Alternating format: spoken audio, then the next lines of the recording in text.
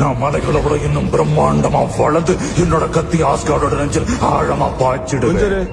One second. இது நானா சுத்தல, தானாவே சுத்திட்டு இருக்கு. I'm sorry. எனக்கு புரிஞ்சத நான் வெளிப்படையா சொல்லிடுறேன். தலையில வச்சிருக்கிற கிரீடத்தை அழியாத ஜோதியோட இணைச்சிருவேன். அதுக்கப்புறம் ஒரு மரத்தை விட பெருசா வளர்ந்துருவேன் இல்லையா? மடையா ஓடின் டிஸ்டன்ஸ்ல மறைச்சு வச்சிருக்காரு, அந்த ஜோதிய சொல்றியா? உங்க அப்பம் ஓடின் இப்ப ஆஸ்கார்ட்ல இல்ல.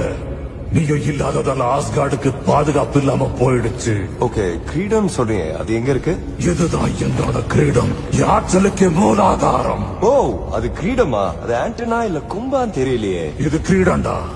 பரவாயில்ல, உன் மண்டையில இருக்க கிரீடத்தை பிச்சு எடுக்கிறது தான் பிரளயத்தை தடுக்க ஒரே சாய்ஸ் எனக்கு தோணுது. பிரளயம் ஏற்கனவே ஆரம்பிச்சாச்சு, அத உன்னால தடுக்க முடியாது.